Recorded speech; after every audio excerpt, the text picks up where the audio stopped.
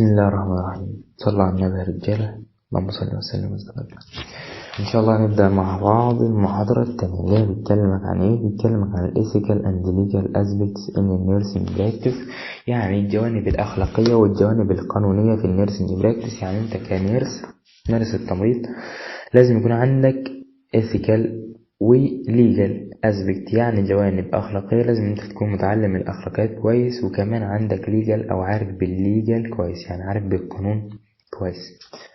الديفينيشن التعريف الإيثيكال النيرسينج اللي هي الأخلاقيات في النيرسينج بروفايد البروفيشنال ستاندرز، المعايير البروفيشنال المهنية عم توفر فور نيرسينج اكتيفيتي لممارسة التمريض أو لأنشطة التمريض ذات بروتكت بوث ذا نيرس اند ذا بيشنت، عم تحمي البيشنت وكمان عم تحمي المريض. يعني بمعنى صح مش هنتخانق وزي ما بقول لك نحلف جبال بعض، لا. فانت كده عندك اخلاقيات، يعني لو المريض حاول يستفزك وكده وكده، فانت لا، انت عندك جانب ايثيكال جانب اخلاقي، فانت كده عملت بروفايد ليك وعملت كمان بروفايد لي بروتكت وبروفايد للبيشنت اللي معاك. تمام. جالك اكود اوف الايثكس اللي هو مدونة الأخلاق ده أو الكود اللي هو بمعنى صح مذكرة الأخلاق أو مصطلح الأخلاق ده is a set of principles، يعني مجموعة من المبادئ من الإيثكس أو البرنسبلز أوف set just of البرنسبلز، يعني مجموعة من المبادئ والأخلاق that reflect the primary goals، عما ترجع للأهداف الأولية، ترجع للأهداف الأولية، ودي primary goals ترجع للأهداف الأولية. تمام. الvalues والقيم and obligation of البروفيشنال obligation اللي هي الالتزامات المهنية والالتزامات المهنية. يعني بمعنى صح ان الكود اوف الايثكس اللي هي مبادئ او مدونة الاخلاق، يعني بمعنى صح انت يكون عندك او انت شخص اخلاقي او يكون عندك اخلاق، فانت عندك شوية مبادئ عما تعود عليك، او ان انت لو تكون الفاليوز القيم بتاعتك كويس، الاوبليجيشن الالتزامات بتاعتك كويس بالبروفيشنال نيرس بتاعتك او بالتمريض بتاعتك، فانت تعتبر هنا ايثيكال بيرسون، يعني شخص اخلاقي. تمام. النيرسينج كود اوف ايثكس اللي هو مدونة الاخلاق التمريضية. يا عم ما تكفي اللي مش وقتك، يا ما تكفي التاني، عايزين نخلص. ماشي. بعد كده قال لك مدونة الأخلاق، مدونة اللي هي النيرسينج كود اوف ايثكس، مدونة الأخلاق التمريضية is a professional develop code with، قال لك دي professional develop يعني ايه؟ يعني مدونة مطورة مهنية او مدونة مهنية مطورة which provide الجودنس عما تعمل او توفر ارشاد for conduct and relationship during carrying out nursing responsibilities، يعني بمعنى صح عما تعمل ارشاد او توفر ارشاد and conduct وحماية الريليشن شيب اثناء الكارينج، اثناء الرعاية الصحية بتاع او اثناء النيرسينج ريسبونسابيلتيز، اثناء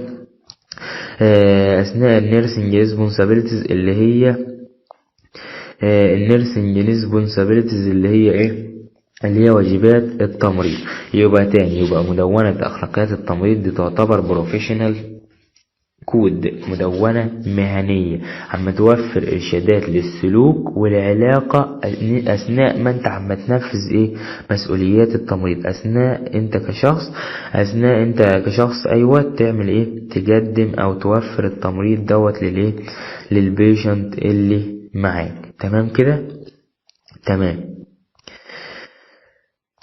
بعد كده قال لك according of the American Nursing Association، يعني على حسب او بناء على American Nursing Association اللي هي المؤسسة الأمريكية التمريضية ومؤسسة التمريض الأمريكية.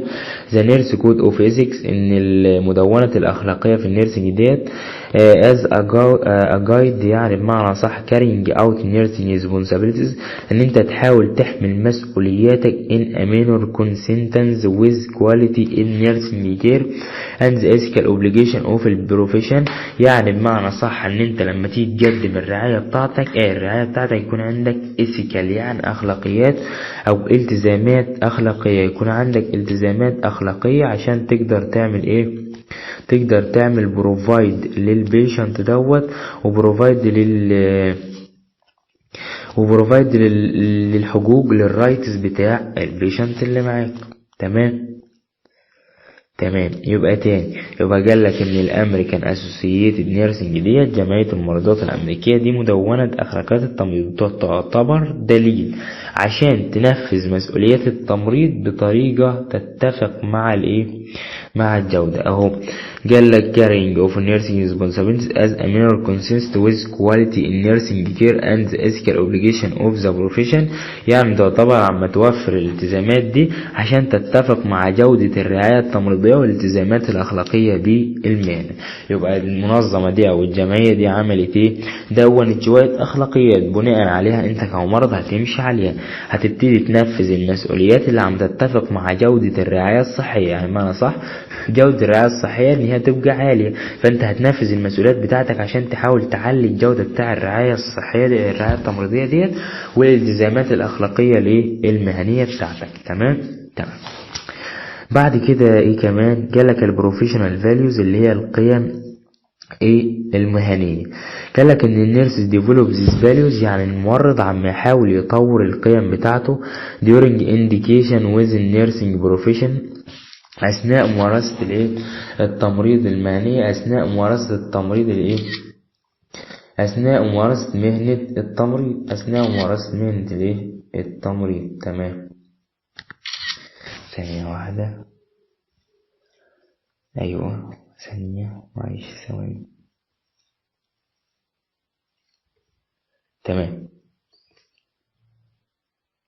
الكتاب راح فين تاني؟ معلش ثواني. ويزيو اهو. تمام.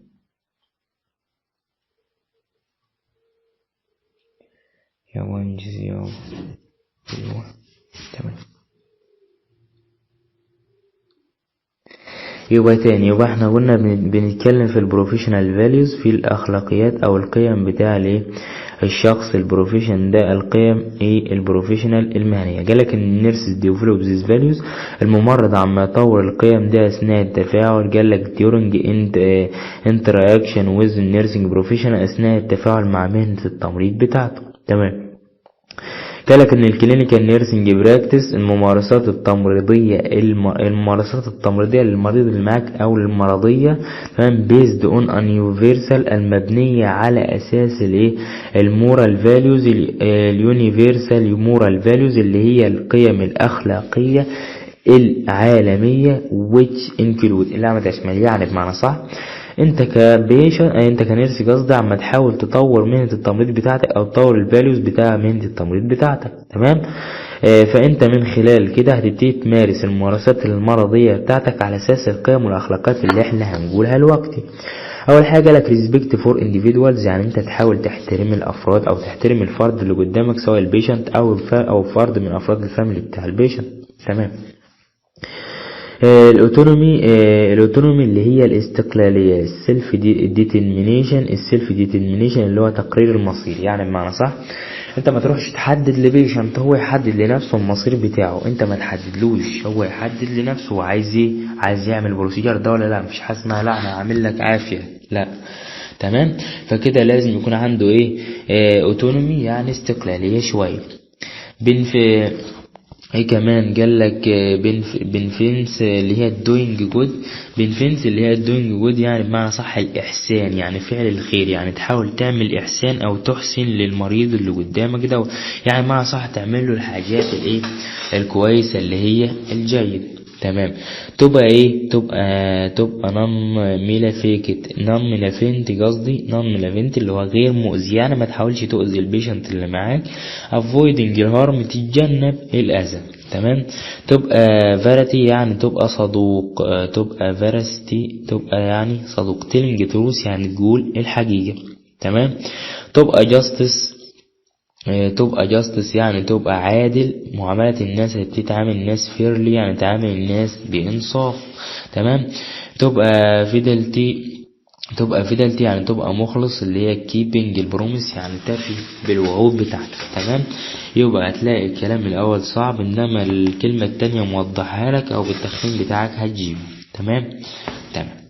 بعد كده قال لك a patient bill of rights اللي هي وثيقة حقوق المريض، يعني بمعنى صح ايه الحقوق اللي المريض ليك عليه او المريض ليك عليه. المريض اللي عندك شوية حقوق لازم تحاول تعمل لها بروفايد ليه، تحاول توفرها له. a patient has the right to ان البيشنت ليه الحق فيه ان هو قال لك be respected during receiving care، يعني هو يحترم اثناء تقديم الرعاية بتاعتك. تمام، يعني انت كنيرس ما ينفعش تشتم وتضرب ولا الكلام ده كله، لازم تعمل له ريسبكت، يعني لازم تحترمه اثناء ما انت بتقدم له الايه الكير بتاعه. تمام. بيقول informed about the diagnosis، لازم يكون عارف او لازم يكون مخبر بالدياجنوز بتاعته، بالتشخيصات بتاعته، بالتريتمنت، بالعلاج بتاعه، بالبروجينيسيس، لازم يكون مخبر بالعلاج بتاعه، لازم يكون مخبر بالبروجينيسيس اللي هي التشخيصات برضو in easily بشكل او in easily terms بمصطلحات سهلة and understanding او to understood عشان يفهمها. يبقى لازم تقول له الباثوجينيس بتاعته او السيمبتومز بتاعته، الاعراض بتاع المرض بتاعه بشكل صحيح عشان اللي هو يفهم او يحاول يفهم. تمام. give informed consent prior to any procedure and treatment except in emergency، يعني ايه قال لك اعطاء الموافقة المسبقة، يعني لازم البيشنت يوافق. بيقول informed give informed consent prior، يعني ان هو يوافق. مثلا انت هتعمل له بروسيجر كذا فانت شرحته له، المفروض ان هو يوافق او لا، فهو لازم او عنده الحرية الكاملة او ليه الحق ان هو يوافق او يرفض. فيعتبر هو كده عنده الحق ايه ان هو يعطي الموافقة قبل اجراء اي بروسيجر او تريتمنت، الا في حالات الايه الامرجنسي. انما بقى لو حالة طارئ مش هتلحق انت تقول له ولا هيلحق هو يسمع لك ولا الكلام ده كله. تمام. قال لك البيشنت اللي حق في ان هو يرفيوز التريتمنت or to participate in research، ان هو ليه الحق ان هو يرفض العلاج بتاعه، وليه الحق ان هو يشارك في البحث. يعني مثلا ان انت تبحث عن حاجة مثلا تشارك في البحث معاك، او تقول له مثلا بدور على كذا فهو يشارك في البحث ايه معاك. تمام. بعد كده قال لك ايه كمان، قال لك obtain information to any other hospital والهيلث كير، لازم يكون عنده معلومات عن اي مستشفى اخرى او رعاية صحية اخرى. تمام. قال لك انه وصل hospital rules and regulation، يعني لازم يكون عارف قواعد واللوائح بتاع المستشفى. ان البيشنت بعد ما يكون ليه الحقوق ديت لازم يكون عارف الايه القواعد واللوائح بتاع المستشفى. تمام. ده الحق بتاعه برضه، يعني لو هو مش عارفها نرس الممرض معاه اللي معاه يحاول يقولها له او يعرفها له. تمام.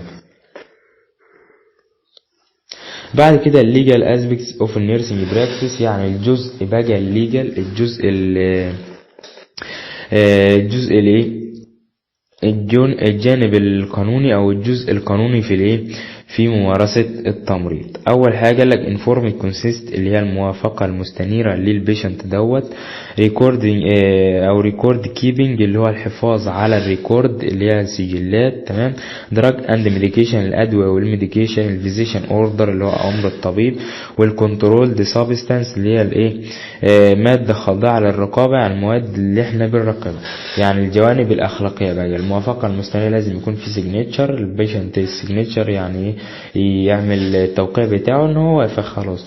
الريكورد السجلات اللي انت بتكتب فيها كل حاجه بتعملها ديت عشان تحافظ عليها لو حصل اي حاجه بعد كده. الدراج والميديكيشن برضو اللي بتعمل لها ريكورد اللي انت عطاها للبيشنت لو حصلت اي حاجه برضو بعد كده. والفيزيشن اوردر زي ما اتفقنا ان هو لازم يكون ريتن، ما يكونش اورال يعني يكون مكتوب، ما يكونش اللي هو جايه لك شفهي وكده. تمام. قال لك عمالا نقول الانفورمد كونسنت ايه بقى الانفورمد كونسنت؟ قال لك ان الوفاقه المستنيره مع صح يكون راضي بشكل كامل من جواه. الانفورمد كونسنت از ان اجريمنت باي ا بيشنت، يعني موافقه كامله من البيشنت تو اكسبت ا كورس اوف تريتمنت، ان هو يوافق على قرص العلاج بتاعه او البروسيجر اللي هيتعمل له after receiving complete information، بعد ما ياخد معلومات كاملة. يعني بمعنى صح انت هتيجي تعمل له بروسيجر مثلا وليكن بلاد بريشر، هتقيس له هتقيسه البلس مثلا، هتقيسه البلاد بريشر، هتقيسه ضغط الدم، هتقيسه التمبريتشر، فانت بتشرح له البروسيجر. هو كده عنده كومبليت انفورميشن، معلومات كاملة، فكده هو هيقدر يوافق او يقدر يرفض، دي حريته هو. تمام. انما في الامرجنسي لا. حلو الكلام. بعد كده النيرسنج ريسبونسابيلتيز اللي هي مسؤوليات الايه؟ التمريض. مسؤوليات التمريض. قال لك اول حاجة witness the given of informed consent، يعني بمعنى صح يشاهد اعطاء الموافقة المستنيرة، يعني يشوف البيشنت وهو بيعطي الموافقة خلاص يعمل البروسيجر، ما عطاش الموافقة يبقى خلاص. تمام. witness the patient signature، ان هو برضو يشاهد ايه؟ توقيع المريض، يعني يشوف توقيع المريض ان هو وافق خلاص، فكده يقدر يعمل الايه؟ المسؤوليات بتاعته، كده يقدر يعمل البروسيجر بتاعه. تمام. establishing that the patient understood، يتأكد ان البيشنت دوت فهمه بشكل صحيح. تمام. يحاول يثبت establish ان البيشنت دوت ايه؟ فهم الامر بتاعه وفهم اللي هو عايز يعمله. تمام. بعد كده ريكورد كيبنج اللي هو حفظ السجلات او حفظ السجلات دوت. تمام. قال لك الميديكال ريكورد اللي هو السجل الطبي is an legal document، يعني ايه؟ توثيق قانوني، يعتبر كتابة قانونية and used in course of as evidence، يعني يستخدم كدليل قطعي، يستخدم في المحكمة في الكورت كدليل. يعني لو حصل اي مشاكل زي ما قلنا مثلا بين الفاميليز والنيرس دوت، بين الاسر والنيرس، فانت عندك الريكوردات بتاعتك والسيجنيتشر بتاعتك وكمان السيجنيتشر بتاع البيشنت اللي كان معاك. تمام. فمش هتلاقي في اي خلل، سواء جانب ليجال اللي هو قانوني او ايثيكال اخلاق. فانت كده مارست الجانب القانوني بتاعك او السجلات القانونيه ديت اللي انت هتقدر تقدمها بعد كده في المحكمه في الكورت لو حصلت اي مشكله، تعتبر كايفيدنس. تمام. النيرسنج ريسبونسابيلتيز اللي هي مسؤوليات التمريض، ان انت تحافظ على السجلات دي منظمه ومرتبه وكامله واكيوريت كمان دقيقه. تمام. اهو نيرسنج ريسبونسابيلتيز از تو كيب ذا ريكورد اكيوريتد، يعني دقيقه، اند كومبليتد، كامله واورجنايزد، مرتب. تمام. بعد كده دراج اند ميديكيشن اللي هي الادويه اللي عم ياخدها البيشنت ده. النيرسنج ريسبونسابيلتي تو ريكوجنايز 5 رايتس، ان هو البيشنت قصد النيرسنج ريسبونسابيلتي يعني من الريسبونسابيلتيز او مسؤوليات التمريض ان هو يكون عارف ومدرك 5 رايتس، ال5 حقوق بتاع البيشنت اللي احنا قلناه. تمام. ناتشر اوف دراج، طبيعه الدواء، والسايد افكت والايه والسايد افكت بتاع الميديكيشن دوت. يعني بمعنى صح انت هتدي ميديكيشن للبيشنت لازم تكون عارف الايه؟ الفايف رايتس، الخمس حاجات اللي انت هتعملهم في الميديكيشن دوت، والناتشور الطبيعه بتاع الدراج، والسايد افكت اللي هي هتاثر بعد كده على البيشنت. اخر حاجه قال لك الفيزيشن اوردر اللي هو امر الدكتور. قال لك ان النيرسنج ريسبونسابيلتيز من مسؤوليات التمريض ان هو فولو الريتن اوردر، اهو يتبع ريتن اوردر من الدكتور، يعني ما يكونش اورالي، ما يكونش شفهي يتصل عليه الكلام ده كله، لا لازم يكون ايه؟ ريتن اوردر. classification of some orders to protect the patient and record verbal orders، يعني بمعنى صح يعتبر مسؤولية تمريض الأمر مكتوب تبعته. تمام. قال لك طلب توضيح لبعض الأوامر لحماية المريض وتسجيله أوامر شفهية، اللي هو قال لك مش هيسجل أوامر شفهية. قال لك سيك كلاسيفيكيشن، يطلب توضيح of some orders لبعض الطلبات to protect البيشنت، عشان يحمي البيشنت. يعني مثلا لو في حاجة مش فاهمها تبتدي تسأل الدكتور تاني وتالت عشان تفهمها أكتر، عشان تعمل protect البيشنت. and record verbal orders، ويبتدي تسجل لو هيقول لك verbal orders أو orally orders، فأنت تبتدي إيه؟ تسجل. تمام. جالك السؤال يجيني في الدرس دوت ازاي؟ ممكن يقول لك من الجوانب الليجال الأخلاقية كذا، تروح جايلهم له، او هيجيهم لك في الاختيارات، او ممكن يجيبها لك صح وغلط برضه نفس الكلام، او ام اس كيو اصلا. تمام. النيرسنج ريسبونسابيلتيز والبيشنت رايتس اللي هي حقوق المريض. تمام. والكلينيكال نيرسنج براكتس برضه، فانت لازم تكون عارف التعريفات اللي معاك وتكون عارف الحقوق، حتى لو قريتها هتعرف تجيبه. بمعنى ان الجوانب مثلا الليجال القانونية الريكورد كيبنج، الحفاظ على الكيبنج، دي تعتبر ليجال ما تعتبرش ايثيكال. صح عارفك صح قلتها، واخد بالك؟ تمام. مثلا الايه الفيزيشن اوردر دي تعتبر ايثيكال؟ لا، دي تعتبر ليجال، حاجه قانونيه. فممكن يجيب لك دي، قال لك من الليجال اسبيكتس اوف النيرسينج براكتس مثلا تو بروتكت الفاليو، انت تحافظ على القانون، او بروفارد الفاليو فور تشيلدرن فور البيشنت. لا غلط، فاليو ايه يا عم وقيم ايه؟ احنا بنقول ليجال، جانب ايه؟ جانب قانوني. فما فيش اخلاقيات، في قانون هنا. تمام. فالسؤال بيجي في الدرس دوت ازاي كده يعني، وايه وتموا بالتعريفات شوية عشان برضو بيجي فيها صح وغلط. تمام. اتمنى تكونوا فهمتوني. تمام، والسلام عليكم ورحمة الله وبركاته.